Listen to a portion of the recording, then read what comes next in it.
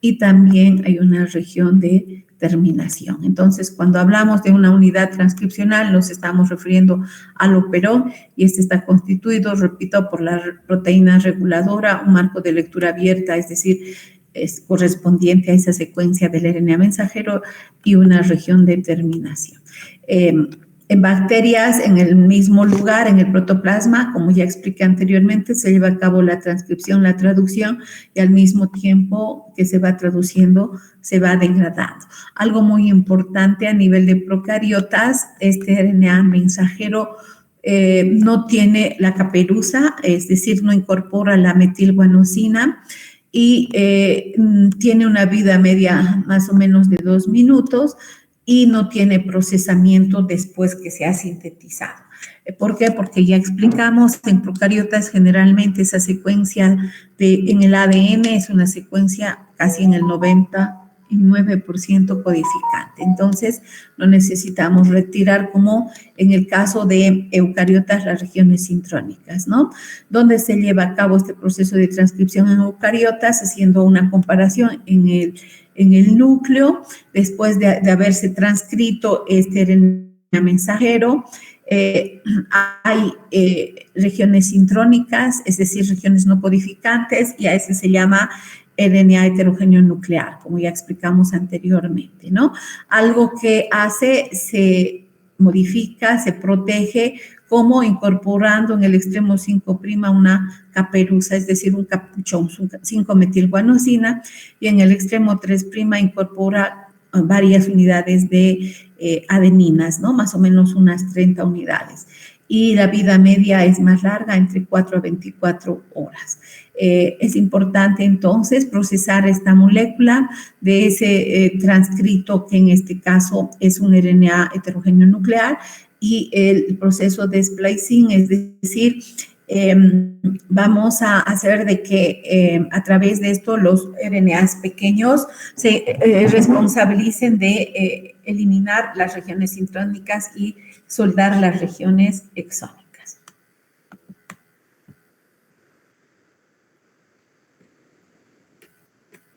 No sé por qué no va. Entonces, después de haber terminado este proceso, va a haber etapa de posterminación, donde hay, en este caso, la maduración de este proceso. Ya hemos explicado, en procariotas un RNA mensajero es policistrónico. ¿Qué quiere decir? Que codifica para varias proteínas. Vamos a suponer que aquí tenemos el operón de la urea. Por tanto, la urea debe tener 5 genes, ¿no? Un gen acá, otro gen acá, otro gen acá, 3, 4 y 5. Entonces, se transcriben estos genes dando lugar a las 5 enzimas que están implicadas en el ciclo de la urea para llevar a cabo ese proceso de transformar el amoníaco, el dióxido de carbono, más el ATP en carbamol fosfato, y la enzimita, la primera que se transcribe, va a generar el RNA mensajero, en realidad, que contiene estas 5 secuencias codificadoras, ¿no? Es decir, la información de estos 5 genes, y por tanto, después de traducirse, vamos a tener como resultado la síntesis, es decir, la traducción de esas 5 proteínas, en este caso, las que corresponden a ese ciclo de la urea. Tal vez aquí aprovechando, en cambio, en el caso de eucariotas, es un solo gen el que está presente en esta región, que es el operón. No son varios genes, ¿ya? Por eso es monocistrónico el RNA mensajero en eucariotas. ¿Por qué monocistrónico? Porque codifica para una sola proteína. Bueno. Continuando entonces, hemos explicado ya, hay la secuencia TATA en la región -10 y -35, la secuencia Zaine-Belgrano, que más bien es rica en purinas. Tenemos aquí este gen, G1, este otro G2, G3, y G4. Entonces, este operón está constituido por 4 genes. En este caso, esta molécula de ARNA mensajero codifica para 4 proteínas. Y acá no se llaman regiones intrónicas, sino el nombre que reciben esas regiones que no codifican son las regiones espaciadoras, ¿no? Y un gen se separa con otro a través de esas regiones espaciadoras. En este caso, nuestro RNA mensajero es poligénico, que quiere decir que es policistrónico, que significa que está codificando para este ejemplo para 4 proteínas. Es decir, el marco de lectura abierto va a dar lugar posteriormente a la síntesis de 4 proteínas cuando este RNA mensajero se dirija al ribosoma y lleve a cabo ese proceso de traducción. Vamos a hablar de la transcripción en eucariotas. Este proceso se lleva a cabo en el núcleo, ¿no? Donde ya hemos explicado claramente, el ADN va a servir de molde para que se inicie ese pre-RNA que después va a madurar en un RNA mensajero, porque es más corto, ya dije, hay regiones exónicas y regiones intrónicas, y lo que en este proceso de maduración se libera son esas regiones no codificadoras o intrónicas.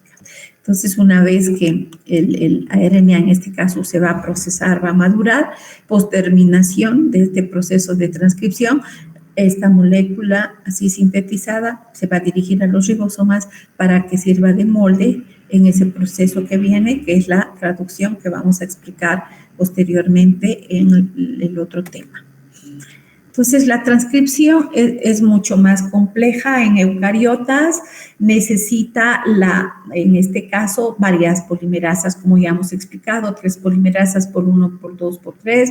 La 1 sintetiza los RNAs ribosómicos, la 2 los RNAs de transferencia, y también tenemos la polimerasa que sintetiza el RNA mensajero. Necesitamos además muchos factores de transcripción, factores de inicio de la transcripción, que van a participar haciendo ese proceso de, en este caso, que juntamente con la DNA polimerasa lleven a cabo ese complejo de inicio de transcripción y haciendo de que estas polimerasas lleven a cabo esa transcripción, ¿no? Entonces, tenemos la RNA polimerasa 1, que principalmente es la responsable de sintetizar el RNA mensajero ribosómico. La POL2 sintetiza los RNAs mensajeros solamente, y la POL3 los RNAs de transferencia. Más claramente vemos acá 3 polimerasas, ¿no? La 1 en el núcleo, que sintetiza los pre-RNAs ribosómicos, hemos explicado ya, ahí está en eucariotas los 28S, 18S, 5.5S y 5S. Entonces, esta polimerasa va a sintetizar esos RNAs ribosómicos, excepto el 5S. La número 2, la POL2 en este caso, se encarga de sintetizar el pre-RNA mensajero y también los pequeños RNAs nucleares. En cambio, la 3 es responsable de sintetizar los RNAs de transferencia, el RNA 5S ribosómico y pequeños RNAs. Algo muy importante, también a nivel de mitocondrias tenemos la polimerasa mitocondrial, se localiza en el mitocondrio y que sintetiza el RNA a partir del ADN mitocondrial, y en los cloroplastos en las plantas también encontramos la polimerasa cloroplástica, ¿no? Entonces, podemos mencionar que hay varias RNA polimerasas, no es una sola como en el caso de las procariotas. En este caso hay elementos que controlan este proceso, hay más cajas, hay cajas TATA, hay cajas ricas en guanina, citosina también, como vemos acá, y hay varias secuencias y también factores de transcripción que participan en este proceso, ¿no? Elementos enhancer también, son estas secuencias que vemos acá, HSE, GRE, TRE. Entonces, son responsables todas estas moléculas de ese proceso de transcripción. Ya hemos explicado, se une, por ejemplo, en este caso la polimerasa 2 porque va a sintetizar el RNA mensajero a partir de ese gen que en este caso está codificando la secuencia para que se lleve a cabo posteriormente cuando se exprese en este caso la síntesis de ese RNA mensajero y vamos a sintetizar. Entonces tenemos la caja TATA. En este caso no es en la región -10, sino -30. Y como vemos acá, se une la polimerasa, pero además muchos factores de inicio de la transcripción, ¿no? Entonces, es un proceso mucho más complejo. Dentro de eso, hemos dicho que en la región -30, -25 se encuentra la caja TATA, no así en la -10 como en procariotas. Tenemos esta caja en la región -75 y en -90 una caja rica en guaninas y citosinas y las regiones, en este caso, secuencias en Hanser que se encuentran más allá de la región -90, ¿no? Es decir, estas cajas se encuentran en el sitio corriente arriba. ¿Eso qué significa? En la posición, si aquí está el inicio de la transcripción en esta región, vamos a encontrar 25 nucleótidos hacia arriba. Por eso es corriente hacia arriba. Entonces, acá van a participar una serie de proteínas, en primer lugar, que van a reconocer estas regiones, ¿no? Estas regiones a -25, a -75, a -90. Y de esa manera, en esta región que ya hemos explicado es el promotor, estas proteínas van a permitir que posteriormente la RNA polimerasa se fije, ¿no? También encontramos, como ya he dicho, o secuencias en Hanser o factores inducibles, que son secuencias que están más alejadas del promotor y que se van a hacer responsables de regular ese proceso de transcripción, ¿ya? ¿Cuál es la función? Es estimular ese proceso de transcripción. Algo que también viendo la figura podemos indicar que hay silenciadores, que más bien al contrario van a ser, en este caso, estos factores silenciadores, unas secuencias que se van a unir al promotor, inhibiendo la expresión de genes, ¿ya? Entonces, no olvidemos, estos enhancers lo que están haciendo es intensificando, facilitando ese proceso de traducción, es decir, haciendo de que a esta región del promotor se una más rápidamente la RNA polimerasa. Y dentro de los factores de inicio de la transcripción tenemos varios, ¿no? Y se simbolizan con TF2A, B, C, FH, y bueno, por ejemplo, este factor va a estabilizar la unión de la proteína, en este caso a la caja TATA, es decir, esta proteína que facilita la unión, en este caso de la RNA polimerasa. En este caso, este otro recluta a la RNA polimerasa para que inicie ese proceso de transcripción. Entonces, hay varios factores que participan. Por ejemplo, el F lo que hace es direccionar a la RNA polimerasa hacia el promotor. Y este otro factor actúa como helicasa. Y además hace que la enzima se una al promotor. Vemos ahí, ¿no?, varios factores que en este caso, en este proceso, estamos en el preinicio de este proceso, donde varios factores se van a unir juntamente con la RNA polimerasa y cada uno de estos tiene esa función de hacer que se una, que reconozca, que actúe como helicasa y posteriormente se incorpora el primer nucleótido y estos factores se van a ir liberando. De esa manera, la RNA polimerasa va a ir elongando posteriormente este proceso. Ya hemos explicado, en resumen, estas etapas son preinicio, que en este caso no he puesto, inicio, elongación y terminación. Ya hemos explicado ahorita, en el preinicio se incorporan todas estas moléculas e inicia ese proceso donde la RNA polimerasa sintetiza esa secuencia entre 2 a 10 nucleótidos y hace de que después lleve a cabo ese proceso de elongación. ¿Hasta dónde? Hasta terminar una secuencia de terminación y de esa manera finaliza este proceso.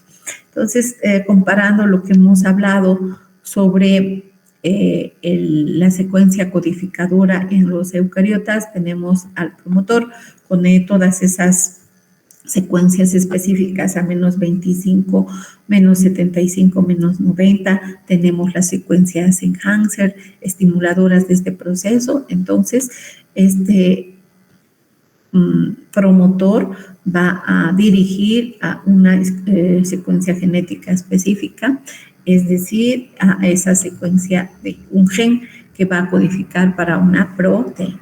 Por tanto, aquí encontramos un solo gen que está regulado por un promotor específicamente. Y como ya hemos explicado, también hay una región de terminación, ¿no? Y la ADN polimerasa, ¿dónde inicia este proceso? En el codón de inicio, que está en la región +1, pero ya hemos explicado a detalle, hay una serie de proteínas que se fijan, que son los factores de transcripción que participan en este proceso. ¿Qué contiene esa secuencia codificadora, este gen?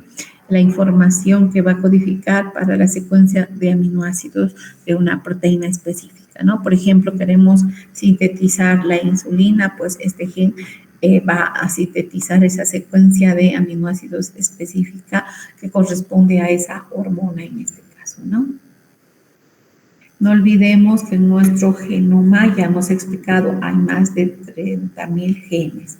Por tanto, van a dar lugar, hemos dicho, a más de 100.000 proteínas. En conclusión, en procariotas el ADN tiene regiones, es policistrónico, ¿no? Que quiere decir que codifica para varios genes, en este caso en el ejemplo 3 genes, y tenemos estas que son las regiones espaciadoras, ¿no? E1, E2 y E3.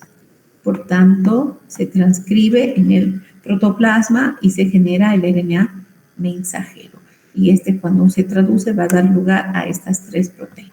En cambio, en eucariotas tenemos regiones exónicas que se van a transcribir, pero también las regiones intrónicas, dando lugar entonces al RNA mensajero heterogéneo nuclear, y los pequeños RNAs o microRNAs o RNAs que se llaman, van a ser los responsables de hacer cortes, retirar las regiones intrónicas y empalmar las regiones exónicas, dando lugar al RNA mensajero. Posteriormente, al traducirse, va a generar una sola proteína. Madura este RNA, sí, va a haber procesos, ¿no? Por ejemplo, cuando se transcribe la RNA de transferencia a través de la POL3, que ya hemos explicado, vamos a encontrar que en el extremo 3', por ejemplo, se van a eliminar nucleótidos, ¿no? En esa región donde hay citosina, adenina, vamos a ver que va a haber eliminación de nucleótidos. En la región 5' también van a haber eliminación de nucleótidos. ¿Y eso a través de qué? A través de la acción de la RNasa. Es la enzima, en este caso, rompe esos enlaces fosfodiéster en la molécula de RNA. Puede haber modificación en las bases nitrogenadas en este RNA mensajero, sí. La uridina se puede pseudouridinilar, tiouridinilar, es decir, incorporar en este caso el grupo sulfidrilo. Se puede metilar, como ya hemos explicado, la guanosina, dando lugar a ese capuchón, o se puede pentenilar. En este caso hay pentenilación de la adenosina, ¿no? Entonces, vemos de que las bases nitrogenadas en ese RNA mensajero, en el caso de los RNAs de transferencia, sufren esos procesos de modificación en las bases. Ya explicamos, es monocitrónico el RNA mensajero y hace un proceso de maduración. Es decir, este es el extremo 5' que incorpora ahí una caperuza. ¿Qué nombre recibe ahí? Es la estructura de la guanosina, que en la posición, en este caso 7, está metilada, por eso el nombre de 7-metil guanosina. Que se está incorporando en el extremo 5' de esta molécula recién sintetizada del RNA mensajero, esta caperuza o capuchón. ¿Cuál es la finalidad de que se incorpore esto? Proteger a esta nueva molécula que se ha formado como es molécula sencilla de esa RNasa y que ésta lleve a cabo la destrucción de esta molécula. También en el extremo 3' hay una incorporación de varias unidades de adenina, ¿no? Eso ya hemos explicado. Entonces, el corte y empalme hacen los pequeños RNAs, ¿no? Que van a ser responsables de hacer que el RNA mensajero heterogéneo eucariota prácticamente retire las regiones intrónicas y solo deje las regiones exónicas, ¿no? Entonces, a ese proceso se conoce como splicing y normalmente esas regiones intrónicas pueden tener desde 50 hasta 10.000 pares de bases, ¿no? Normalmente empiezan con GU y terminan con AG esas secuencias, ¿no? Tienen además centros de ramificación que se sitúan entre 20 a 50 nucleótidos, en este caso en el sitio de empalme de 3'. ¿Y cuál es ese mecanismo de corte y empalme de los exones? Vamos a tener el mecanismo de intrón autocatalítico, es decir, en este caso participa el GMP. Luego vamos a necesitar que esas regiones exónicas se empalmen. Esto a través, primero, el corte por la actividad endonucleasa, es decir, se hacen cortes específicos, y luego la actividad de ligasa, que queremos unir esas secuencias exónicas, ¿no? Y el mecanismo de exón autocatalítico es en la región de la adenosina. ¿Y cuáles son los responsables de hacer estos procesos de corte y empalme? Son los pequeños RNAs nucleares, ¿no? O llamados URNAs. Entonces, ahí vemos el mecanismo de intrón autocatalítico.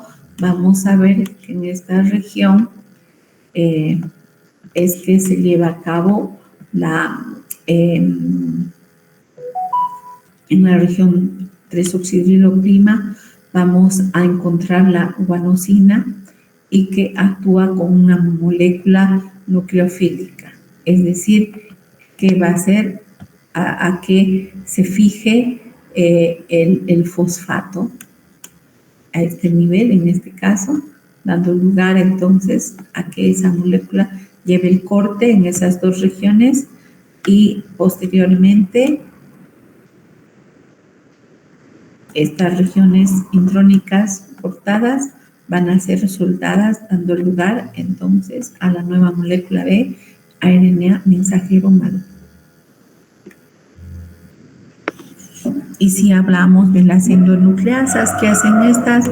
Llevan a cabo los cortes de igual manera en estas regiones y posteriormente actúan como ligasas uniendo esas regiones exónicas. Entonces, cada vez, a medida que va avanzando, antiguamente no se encontraba este proceso, pero se ha visto que sí, que hay actividad también de endonucleasas y ligasas. Y en realidad el mecanismo de exón autocatalítico adenosina es que el intrón, en este caso, va a aportar una adenosina en el centro y actúa como nucleofílico, ¿no? Es decir, va a unir a esa región exónica la actividad de corte y va a dar lugar a que entonces esas regiones exónicas se vayan soldando, dando lugar a ese RNA mensajero libre de las regiones no codificadoras, ¿no?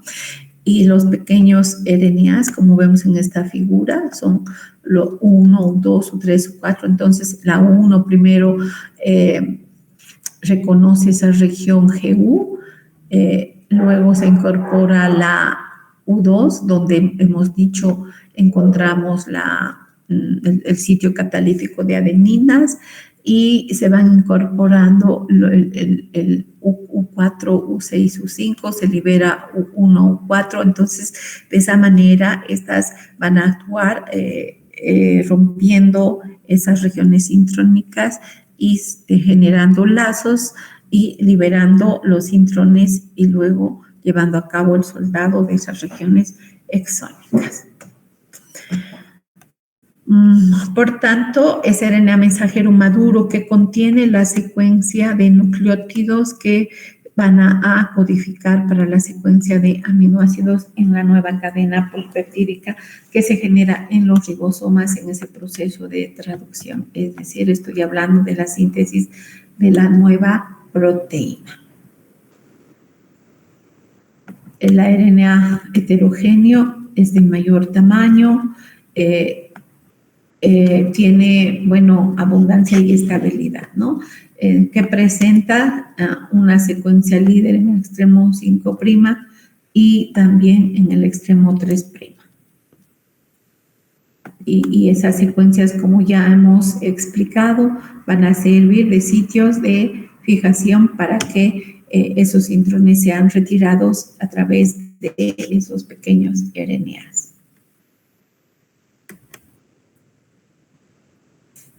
Y bueno, en ese proceso vamos a encontrar que hay varias regiones que no se transcriben, están en color amarillo, en este caso en el RNA mensajero transcrito, ¿no ve? Este es el RNA mensajero heterogéneo nuclear o pre-RNA, que después va a hacer a través de ese proceso de splicing madurar.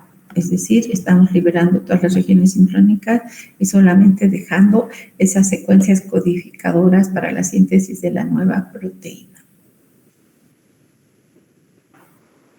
No olvidemos al modificarse que incorpora en este extremo 5' una caperuza y en este otro extremo que incorpora varias cores de la cola de poliadeninas, ¿no? Varias adeninas en ese extremo 3'. Y en el caso de los RNAs de transferencia, es una molécula más pequeña, la que allí está codificada por un gen específico a nivel del ADN, y esta molécula necesita transcribirse, es decir, al transcribirse, ¿a qué va a dar lugar ese gen que está codificando para los RNAs de transferencia? A esta molécula que es el RNA de transferencia, ¿no? Tiene un extremo 5', un extremo 3', donde se unen los aminoácidos que va a transportar, en este caso, del citosol hacia los ribosomas para la síntesis de las proteínas. Ya hemos explicado en el capítulo de generalidades de la RNA, es el 20% más o menos del total de los RNAs, contiene entre 40 a 50 moléculas en eucariotas y en procariotas 32 más o menos. Y en este caso puede reconocer más de un codón, ¿no?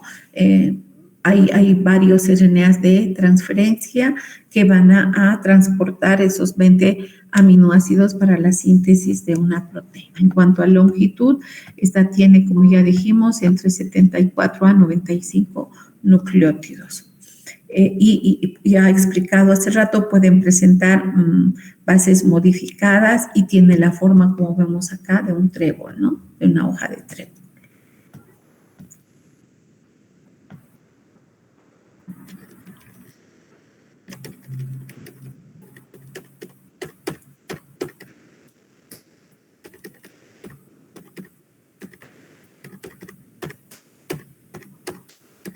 De igual manera, en el caso del RNA de transferencia, entonces un gen específicamente codifica para un RNA de transferencia específicamente, ¿ya?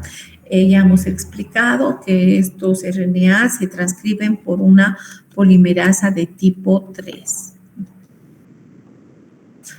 Y en el extremo 3' además se añade un triplete de SA y que ahí hace de que las enzimas endonucleasas, que son las que rompen el enlace fosfodiéster, va a permitir que actúen en esta secuencia, haciendo de que esas regiones intrónicas sean eliminadas, ¿no? Ya hemos explicado, tiene un brazo A, que es el anticodón, tiene un brazo B, tiene un brazo de actividad catalítica y el extremo donde se fija el aminoácido. A nivel de los ribosomas, de igual manera, vamos a transcribir los RNA ribosómicos. En el caso de eucariotas, estoy hablando en la subunidad menor está 18S, en cambio en la subunidad mayor 28S, 58S y 5S, ¿no? Y por tanto, esos genes que codifican para los RNAs ribosómicos tienen que ser transcritos, ¿ya? El número de RNAs ribosómicos va a variar a 15.000 ribosomas, que en este caso corresponde a un 70% de los RNAs ribosómicos que se encuentran en los ribosomas, ¿no es cierto? Entonces, estos RNAs tienen que transcribirse en el núcleo y después dirigirse hacia el ribosoma y formar parte de los ribosomas. En este caso, el coeficiente de sedimentación de un ribosoma eucariota es 70S y en eucariotas 80S, ¿no? ¿Qué contiene este ribosoma de procariotas que tiene un coeficiente de sedimentación 70S? Tiene la subunidad menor o pequeña llamada 30S y ahí contiene un solo RNA ribosómico que es 16S. En cambio, la subunidad mayor 50S tiene dos subunidades, 23S, 5S en el caso de procariotas y además 58S en el caso de eucariotas, ¿no? Como vemos acá. 28S, 58S y 5S en la subunidad mayor, que es 60S, ese es su coeficiente de sedimentación. En cambio, en la subunidad menor está el ribosoma, RNA ribosómico 18S, y en realidad el ribosoma tiene un coeficiente de sedimentación 80S. Ahí tenemos en el ejemplo, ¿no? 70S, dos subunidades, mayor 50S, menor 30S. ¿Qué RNA ribosómicos encontramos acá? 5S, 23S y más o menos 34 proteínas que están asociadas a esta subunidad mayor. En cambio, 30S es la subunidad menor, encontramos un solo RNA ribosómico, el 16S, que más o menos contiene 1500 nucleótidos y asociado a esto 21 proteínas más o menos aproximadamente. En cambio, en el eucariota, el ribosoma tiene un coeficiente 80S, dos subunidades, 40S la mayor, la menor, y 60S la subunidad mayor. 40S, que RNA ribosómico tiene, 18S, constituido más o menos por 2000 nucleótidos y asociado a 33 proteínas. En cambio, la subunidad mayor contiene los RNA ribosómicos 58S, 28S y 5S. El 5,8S está constituido más o menos por 160 nucleótidos, 28S por 5.000 nucleótidos y 5S por 120 nucleótidos. Repito, estos tres RNA ribosómicos, ¿dónde se encuentran? En la subunidad mayor, conocida como 60S, porque tiene ese coeficiente de sedimentación. Y a esta región están asociadas más de 50 proteínas, en realidad ya se han encontrado, ¿no? Haciendo un resumen, entonces, en el ADN vamos a tener estas regiones Son regiones genéticas que están codificando para 18S, 28S y bueno, 58S también acá encontramos, ¿no ven? Y cuando se transcriben que están generando el RNA inmaduro y después debemos retirar las regiones intrónicas que están en color anaranjado y quedan las regiones exónicas que codifican para 18S, 28S, 58S, ¿no? Y las proteínas que están asociadas tanto a, en este caso, en procariotas como en eucariotas. Y ahí tengo, por ejemplo, la síntesis del RNA ribosómico 5S que lleva a cabo la polimerasa 3. Entonces, ahí tenemos los factores de inicio, como ya hemos explicado, que se asocian y de esa manera vamos a generar la transcripción del RNA ribosómico 5S, que después de sintetizarse en el núcleo va a tener que dirigirse hacia los ribosomas y formar parte de, en este caso, de los ribosomas, ¿no? Para la síntesis de las proteínas y es muy importante su actividad, eso vamos a explicar en traducción la próxima clase. ¿Qué inhibe la transcripción? Necesitamos en este caso una doble cadena, ¿no es cierto?, de ADN que nos sirve como molde para ese proceso de transcripción. Entonces, ya hemos explicado en el capítulo anterior, van a haber moléculas que se van a unir sobre esa doble cadena de ADN, inhibiendo de esa manera la transcripción. Vamos a encontrar moléculas que pueden inhibir a la enzimita, la RNA polimerasa, o también moléculas que van a generar la finalización o terminación en este caso, de ese proceso, ¿no? Entonces, ya hemos explicado, la actinomicina D tiene esta estructura y esta molécula se fija a esa doble cadena, evitando de esa manera la separación en cadenas simples, porque ya sabemos que necesitamos el molde en dirección 3', 5' para iniciar este proceso. Entonces, de igual manera que la antinomicina D, tenemos a los colorantes de acridina, el bromuro de tirio que se utiliza en biología molecular, son agentes intercalantes, es decir, que hacen, se unen a la doble cadena y evitan la separación. Por tanto, estas moléculas que están dificultando no solamente la transcripción, sino también la replicación, como ya hemos explicado en el capítulo anterior. La rifampicina es un medicamento que se utiliza para el tratamiento de la tuberculosis y también muy importante para el tratamiento de la brucelosis, especialmente cuando no responde al tratamiento clásico, que en este caso se utiliza, ya sea utilizando Bactrim, gentamicina asociado a dicloxacilina, ¿no? El tratamiento más adecuado para, por ejemplo, brucelosis va a ser rifampicina con doxiciclina, ¿no? Durante 45, 60 días, inclusive mucho más tiempo. Lamentablemente en Bolivia no podemos usar esta droga porque netamente está destinada para los tratamientos de tuberculosis. Por tanto, para tratar pacientes con brucelosis hay que peregrinar para poder conseguir esta molécula de rifampicina, ¿no? ¿Cuál es su función? Esta se une a la RNA polimerasa en la subunidad beta. Pregunto, ¿estoy hablando de una RNA polimerasa procariota o eucariota, chicos? ¿Aló? Dice subunidad beta. ¿Qué sería?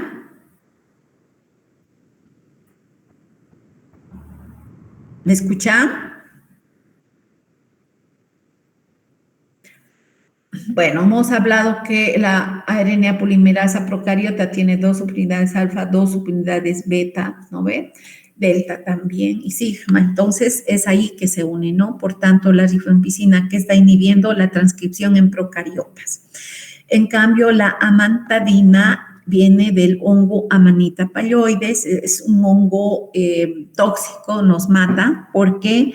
porque esta se une a la polimerasa 2 y esta es parte de ¿qué? De una célula eucariota. Por tanto, esta molécula que está presente en ese hongo tóxico está inhibiendo la transcripción al inhibir a esa enzima, a la RNA polimerasa de tipo 2, que es la responsable de producir el transcrito del RNA mensajero, es decir, la transcripción de esas regiones codificantes que codifican los genes. Y para el tratamiento del SARS-CoV-2, en el caso de la enfermedad del COVID, se han sintetizado nuevas moléculas, en este caso el Remdesivir, que viene a ser un análogo de nucleótido de adenina. En realidad, ¿qué es lo que hace esta molécula? Ha sido aprobada por la FDA justamente en esa pandemia del COVID, ¿no es cierto? Se une a la enzimita RNA polimerasa y evita que en este caso ese gen vaya a llevar a cabo ese proceso de replicación, ¿no? Se da como dosis 200 miligramos el primer día en infusión y después darle 100 miligramos durante 2 a 10 días, ¿no? Y el favipiravir es un derivado de el uracilo, ¿no? Análogo que está fluorado y también esta molécula de igual manera inhibe a esa enzima RNA polimerasa. Entonces, ¿qué estamos inhibiendo? La transcripción de esos virus, ¿no? Y la dosis es de 1.600 miligramos, que se da 2 veces al día, como durante 2 días y posteriormente del día 2 al 14, dosis de 600 miligramos 2 veces al día. Y podemos tener inhibidores de la transcripción, como es el caso de la cordycepina, y esto ya hemos explicado. Esta molécula es un nucleósido de desoxiadenosina que no tiene el oxidrilo en la posición 3. Por tanto, esto al incorporarse en este caso en la secuencia de ese proceso de transcripción va a finalizar. ¿Por qué? Porque no tiene el oxidrilo libre 3' para continuar polimerizando, y esto hace de que se inhiba el proceso de transcripción y finalice este proceso. Este medicamento, ya hemos explicado en las clases anteriores, actúa como antibiótico, actúa como antimicótico y antiviral también. Bueno, entonces hasta ahí hemos terminado el capítulo de transcripción. No sé si hay preguntas. ¿Aló? ¿Me escuchan?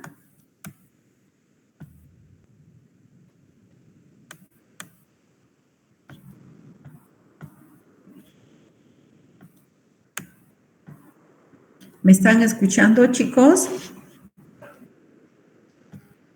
Sí, doctora. Sí, vamos a continuar con, ¿cómo se llama? El otro proceso, que es la traducción. Vamos a ver cómo ese RNA mensajero que acabamos de sintetizar por transcripción va a dar lugar a la síntesis de la nueva proteína, ¿ya? Es decir, estoy hablando de la traducción.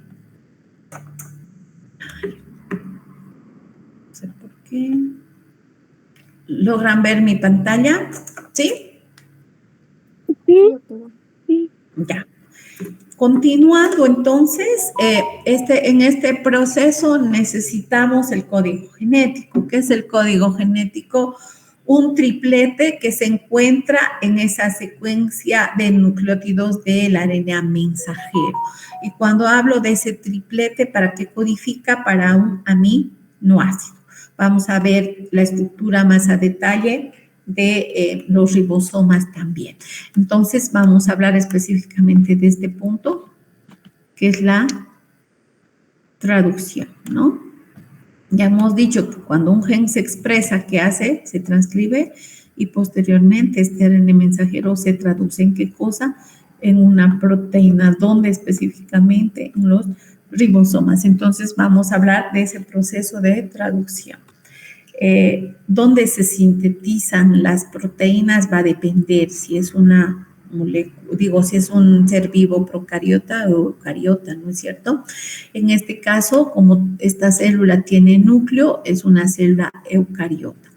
Ya hemos hablado que la transcripción, la maduración, donde se lleva a cabo en el núcleo, y para que esa secuencia codificadora se traduzca, donde tiene que dirigirse al retículo endoplasmático rugoso, donde específicamente ahí se encuentran los ribosomas, porque allá se va a sintetizar la proteína, ¿ya?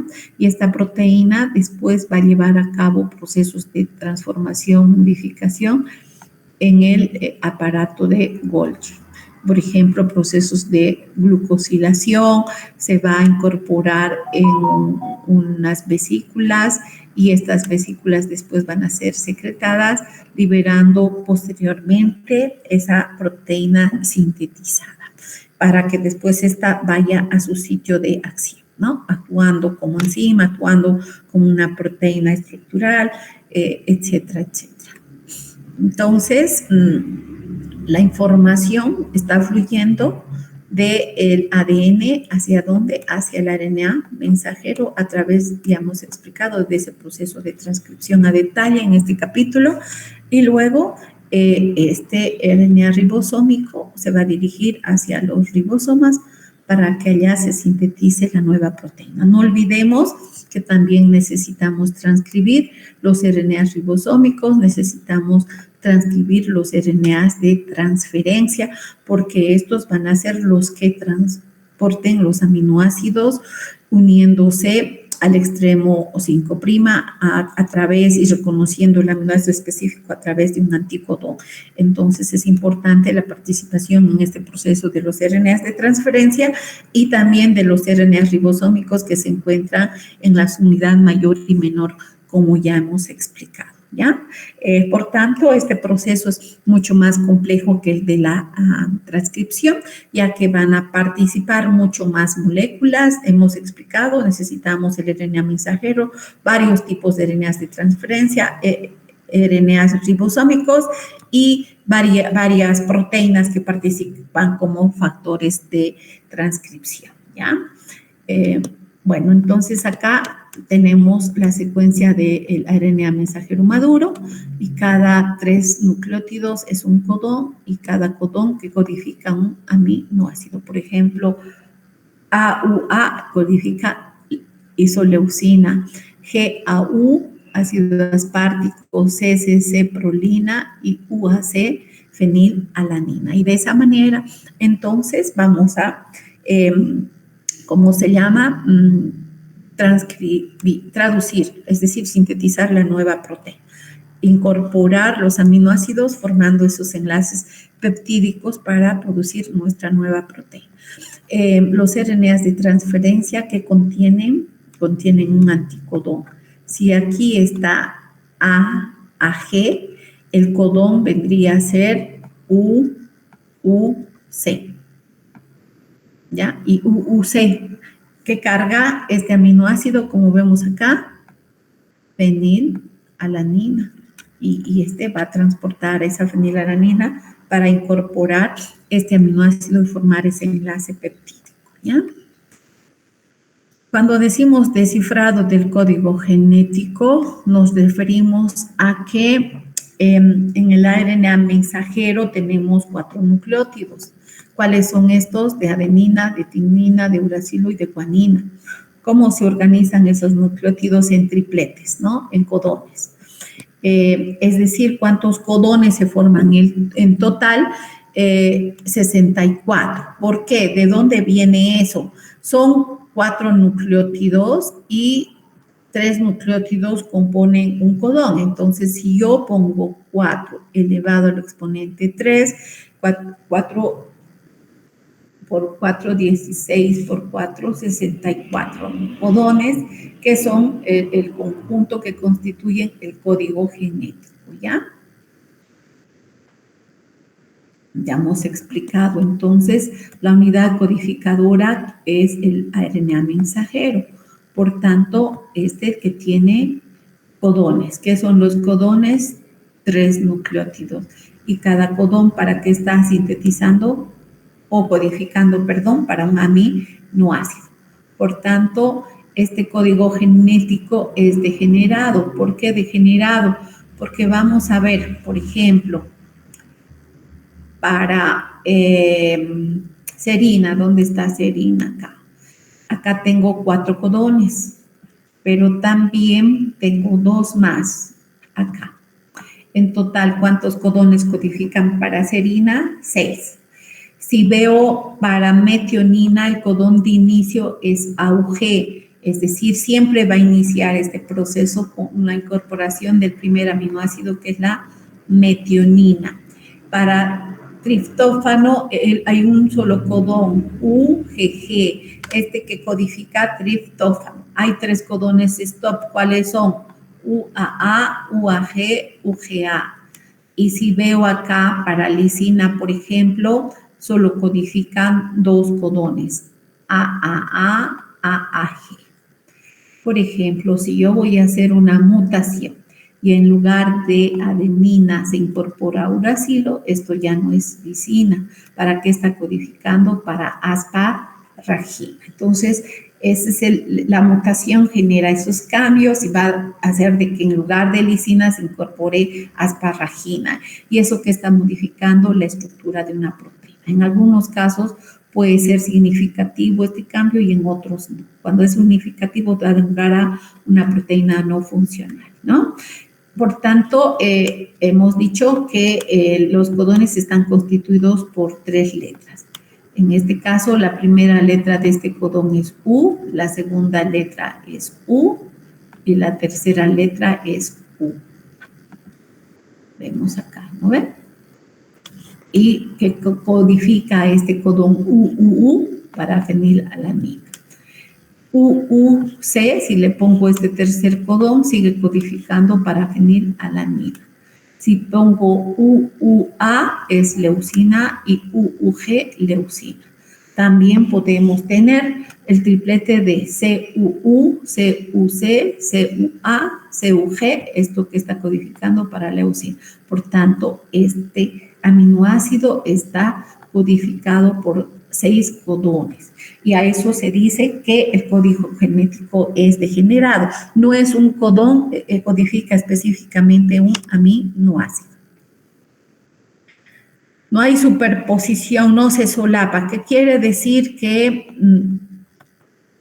inicia con 3 y continúa con los 3 siguientes. Porque si se solaparía, podríamos empezar aquí y este sería el otro codón, ¿no es cierto? No, entonces no hay superposición. Cada base nitrogenada forma parte de un solo codón, ¿ya?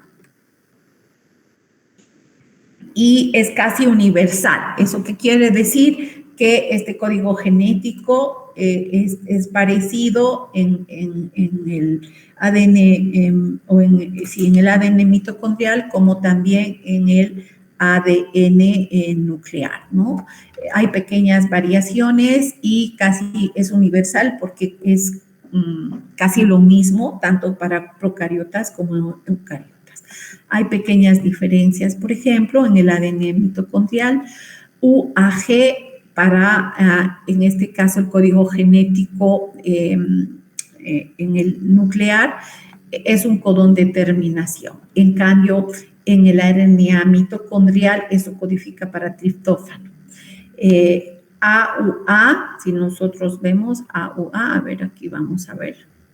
AUA, que codifica isoleucina, vemos acá. Y estamos viendo que aquí sí codifica isoleucina, pero en el caso del código mitocondrial es metionina, el codón de inicio. AGA, que codifica, si nos fijamos, AGA, ¿dónde estaría? Qué raro, aquí no estoy encontrando.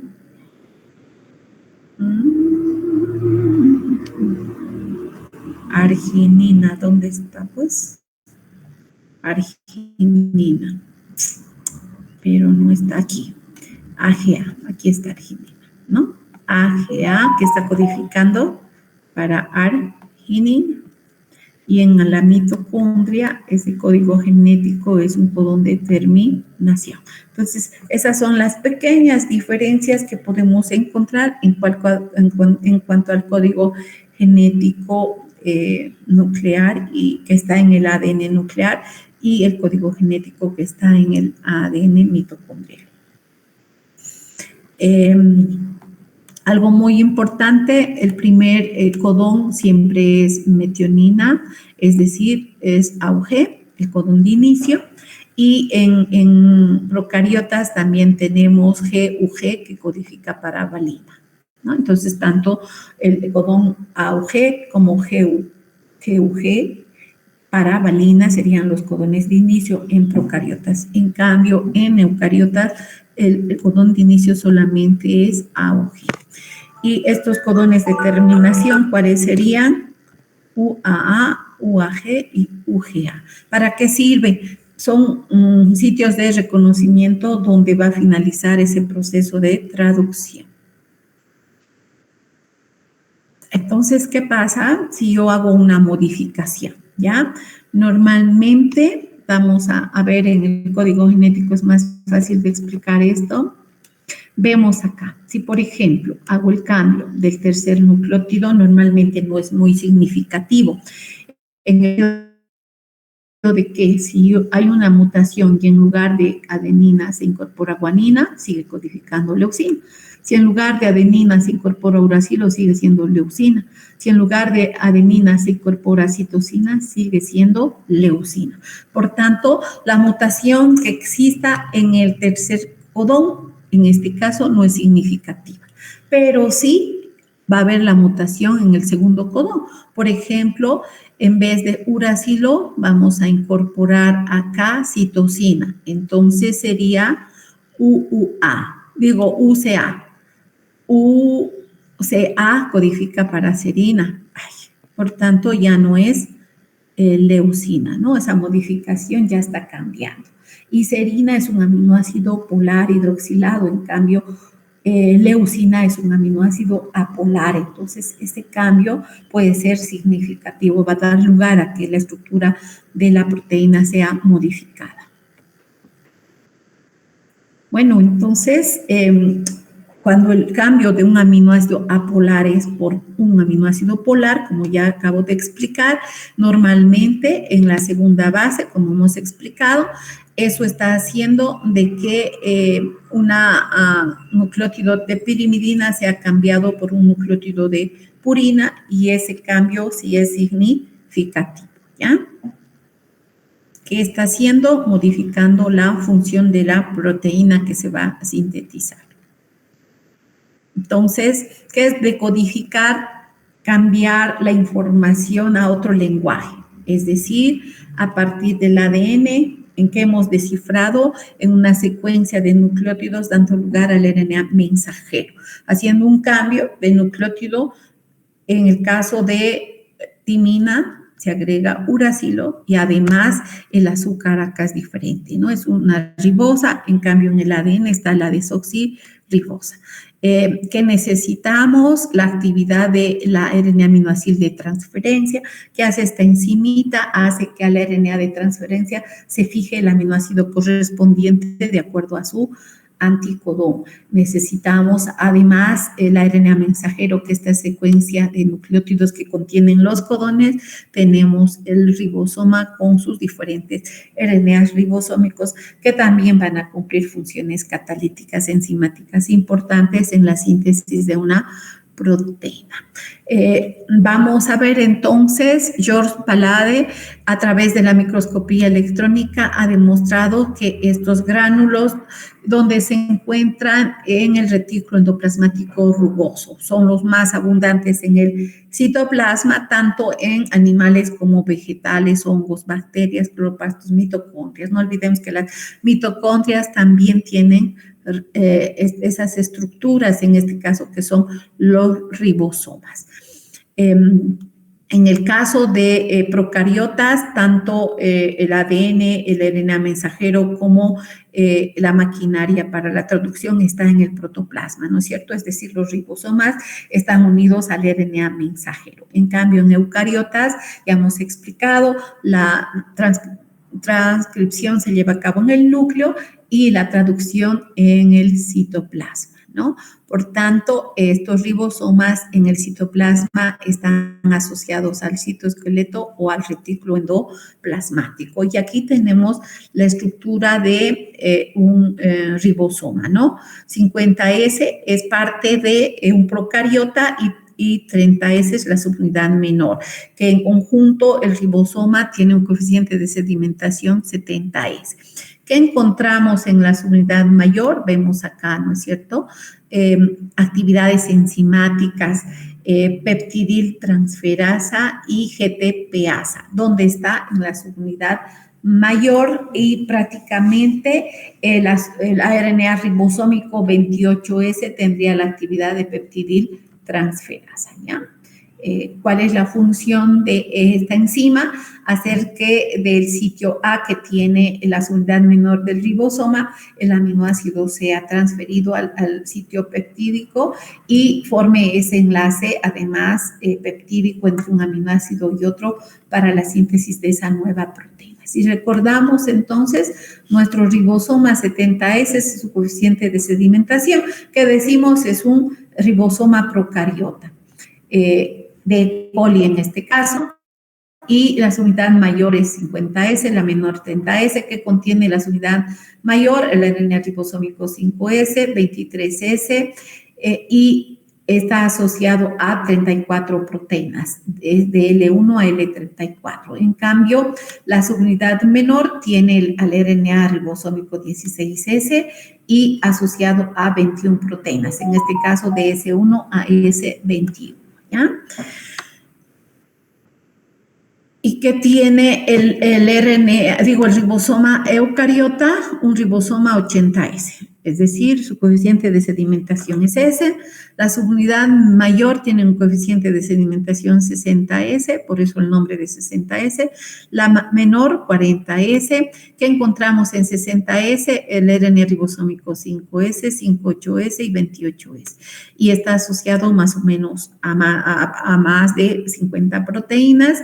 Y estas van de L1 a L50, en cambio en la subunidad menor está el RNA ribosómico 18S asociado a 35 proteínas y esta va de S1 a S35. El sitio catalítico de la actividad enzimática está en esta subunidad 28S, en ese RNA ribosómico. Entonces, la traducción es el proceso mediante el cual se sintetiza una proteína a través de la secuencia de nucleótidos que está expresando el RNA mensajero, ese transcrito que resulta de ese proceso de transcripción, ¿ya? Es decir, del genotipo transcrito en el RNA mensajero, vamos a generar el fenotipo, en este caso la síntesis de la proteína. Bueno, ¿dónde se lleva a cabo esto? En los ribosomas, que se da la polimerización de aminoácidos. ¿Siempre en qué dirección? En nitrógeno terminal, carboxiterminal, ¿ya? La unión entonces sería entre el grupo amino y el grupo carboxi formando este enlace peptídico. Es decir, es colineal a la lectura del RNA mensajero. ¿En qué sentido va? 5', 3'. ¿Qué características generales tiene este proceso de traducción? Es gradual, es repetitivo, es decir, va incorporando uno por uno esos aminoácidos y está acoplado, algo muy importante, a la hidrólisis de nucleótidos trifosfato. Aquí participa ATP y participa GTP. Por tanto, en este proceso también es importante la producción de energía, que dirige el orden de aminoácidos, el orden de codones en el RNA mensajero. Es más complejo, requiere la participación de muchas proteínas en las diferentes etapas. Igual que en el caso la transcripción, la traducción, tiene sus etapas, preinicio, inicio, elongación, terminación, ¿no? Entonces, es gradual, es repetitivo, está acoplado a la hidrólisis, ya hemos dicho, que dirige la secuencia de codones del RNA mensajero y es complejo, como ya dije. ¿Por qué? Porque van a intervenir RNAs de transferencia, diversos RNAs ribosómicos, el RNA mensajero, hay 10 factores de inicio, hay factores de elongación, hay factores de terminación y enzimas que participan en el proceso. Por ejemplo, la peptidiltransferasa, la GTPasa, necesitamos GTP-ATP, necesitamos aminoácidos, necesitamos ribosomas y todas las proteínas que conforman esta molécula. Por ejemplo, aquí la N-aminoácido de transferencia va a ser la enzimita que va a unir al RNA de transferencia que contiene el anticodón de inicio, que es AUG, el codón que codifica para la metionina. Entonces, el primer aminoácido que se va a incorporar en ese proceso biosintético, en este caso, siempre va a ser la metionina, ¿no? Necesitamos, ¿qué cosa? El RNA mensajero que contiene los codones para la síntesis de esa secuencia de aminoácidos en la nueva proteína. Necesitamos los ribosomas para este proceso. ¿Y qué etapas tiene? Preinicio, inicio, elongación, terminación, y la proteína sufre procesos de modificación, ¿no? Vamos a quedar ahí. Voy a continuar la próxima clase explicando cómo se lleva a cabo este proceso. No sé si hay preguntas, chicos. ¿Aló? ¿Tienen preguntas? Hola. No, gracias, doctora. Estaba todo muy bien. Ya, si no hay preguntas, que tengan un excelente día. Nos vemos el jueves. Hasta luego. Hasta luego. Buen día, doctorito. Bendiciones. Buen día.